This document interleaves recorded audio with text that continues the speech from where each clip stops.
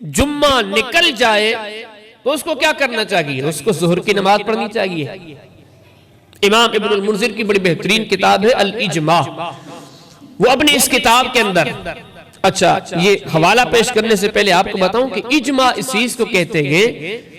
کہ جس پر پوری امت متفق ہو جائے، پوری امت کے علماء متفق ہو جائیں۔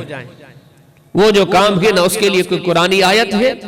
نہ اس کے لیے نبی کریم صلی اللہ علیہ وسلم کی کوئی حدیث دلیل ہے،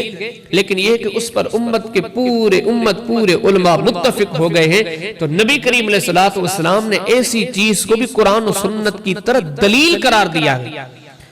کہ مستدرک حاکم کے اندر کتاب العلم میں یہ حدیث ہے کہ نبی کریم علیہ السلام نے فرمایا کہ ان امتی لا تجتمع ولا ضلالۃ ابدا۔ نبی کریم علیہ السلام نے فرمایا کہ میری پوری امت کو اللہ پاک کبھی بھی گمراہی پہ اکٹھے نہیں کرے گا۔ جب پوری امت کسی مسئلے پر متفق ہو جائے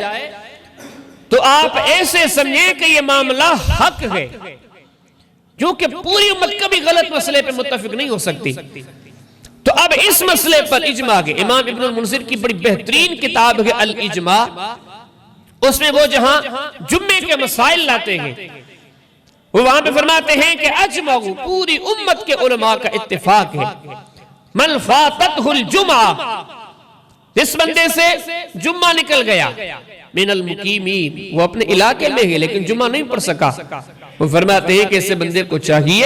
صلی رکعتین یا ان یصلوا اربعا، اسے بندے کو چاہیے جس سے جمعہ نکل گیا تو وہ ظہر کی 4 رکعت پڑھے۔ جب جمعہ نکل جائے اس بندے کو چاہیے کیا کرے؟ ظہر کی 4 رکعت۔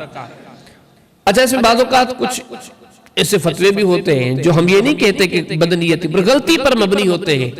کہا جاتا ہے کہ جب جمعہ نکل گیا تو پھر جمعہ ہی ہوگا، اور یہ غلطی کہاں سے لگی کہ کتب احادیث میں ضعیف روایات تو ہر مسئلے پر موجود ہے۔ تو اس مسئلے میں بھی ایک ضعیف روایت تھی، جنہوں نے وہ پڑھ لی انہوں نے کہا کہ نہیں بس وہ جمعے کے دن اگر جمعہ نکل بھی گیا تو پھر بھی جمعہ ہوگا، کیونکہ دن جمعے کا پھر ظہر کیسے ہوگی؟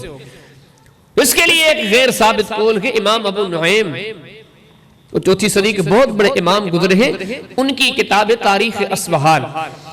وہ اپنی اس کتاب تاریخ اصفہان کے اندر ایک فصل قائم کرتے ہیں کہ محمد بن نوح بن محمد اس نام کا کوئی عالم گزرا ہے، اس کے حالات زندگی کا بیان،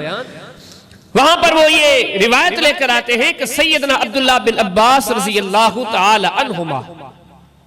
ان سے ایک تابعی نے پوچھا، تابعی نے یہ پوچھا کہ اگر فاتتنی الجمعہ، مجھ سے جمعہ نکل گیا، کم اصلی، اب میں نماز کتنی پڑھوں؟ تو سیدنا عبداللہ بن عباس فرماتے ہیں اگر تیرا جمعہ نکل گیا ہے تو رکعتیں تو پھر بھی 2 رکعتیں پڑھے گا، اگر تیرا جمعہ نکل بھی گیا تو 2 پڑھے گا، 4 نہیں پڑھے گا۔ لیکن یہ وہ روایت ہے کہ جس کے راویان میں سے ایک نہیں کئی ایک ضعیف ہے، ناقابل اعتماد ہے، مجہول ہے، تو یہ روایت ضعیف و ناقابل اعتماد ہے۔ اور دوسری طرف امت کا صحیح اجماع یہ ہے کہ اگر جمعے کے دن انسان سے جمعہ نکل جائے تو اسے چاہیے کہ ظہر کی 4 رکعت پڑھے۔